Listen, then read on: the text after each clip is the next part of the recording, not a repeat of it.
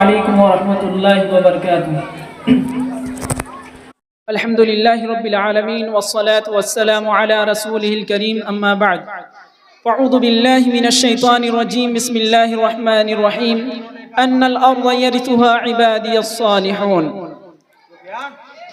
صدر انجمن وحکم صاحبان و مہمانان اعظام اور میرے عزیز ساتھیوں، آج کے اس پربہار سالانہ مسابقہ انجمن میں جس موضوع پر لب کشائی کرنا چاہتا ہوں وہ ہے مسلمانوں کا عروج و زوال۔ آپ ذرا اس زمانے کا تصور کریں جب ایک 40 سالہ انسان یعنی جناب محمد صلی اللہ علیہ وسلم نے اسلام کی آواز بلند کی، اور صرف 23 سال میں وہ آواز اتنی دور تک پہنچ گئی کہ تاریخ اس کی مثال دینے سے قاصر ہے، اور ایک صدی بھی نہیں گزری تھی کہ ایک انقلاب رونما ہو گیا۔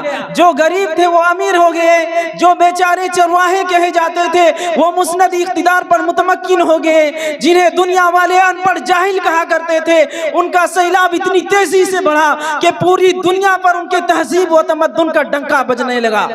جو تعلیم و تہذیب میں پچھلی صفوں میں تھے وہ امام بن گئے، اور انہوں نے یہ ثابت کر دیا کہ قرآن کا یہ اعلان اپنی جگہ بالکل درست ہے۔ اللہ تعالیٰ کا ارشاد ہے ان الارض یرثها عبادی الصالحون، بلا شبہ ہمارے نیک بندے زمین کے وارث ہوں گے۔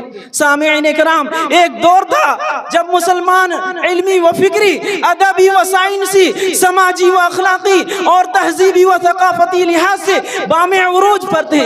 خلافت راشدہ سے لے کر سلطنت عثمانیہ تک مسلمانوں نے اپنے مثالی عدل و انصاف، حکومت و معاشرت، علم و حکمت اور فتوحات کے ذریعے ساری دنیا پر حکمرانی کی، اور دنیا کے لوگوں کی رہبری و رہنمائی کا فریضہ انجام دیا۔ بالخصوص جناب محمد رسول اللہ صلی اللہ علیہ وسلم اور خلفائے راشدین کا دور حکومت مسلمانوں کے عروج کا سنہری دور تھا۔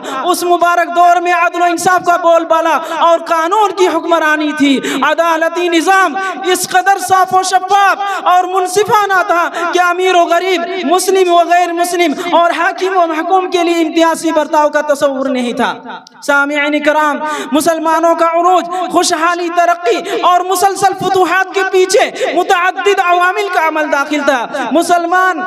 مسلمانوں کی فلاح و کامرانی اور عروج کا سب سے اہم اور بنیادی سبب قرآن و سنت پر مضبوطی سے عمل پیرا ہے، جیسا کہ اللہ تعالیٰ کا ارشاد ہے والذین یؤمنون بما انزل الیک وما انزل من قبلک وبالآخرۃ هم یوقنون اولئک علی ھدی من ربہم واولئک هم المفلحون۔ اور جو تمہاری طرف نازل کی گئی ہے اور جو تم سے پہلے نازل کی گئی تھی اس پر جو لوگ ایمان لاتے ہیں اور آخرت پر یقین رکھتے ہیں وہی لوگ اپنے رب کی طرف سے ہدایت پر ہیں، اور وہی لوگ کامیاب و کامران ہیں۔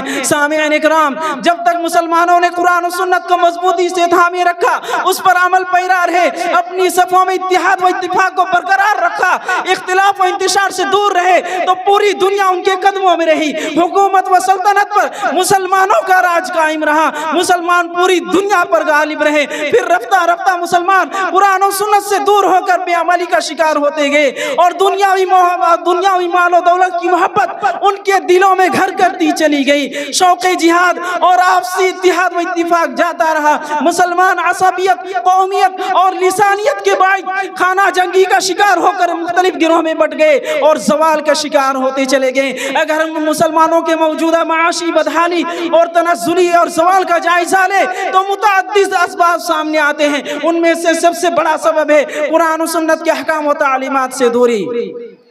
میں یہیں سے اپنی تقریر کو اس شعر کے ساتھ ختم کرتا ہوں کہ درس قرآن اگر ہم نے بھلایا نہ ہوتا، یہ زمانہ نہ زمانے نے دکھایا ہوتا۔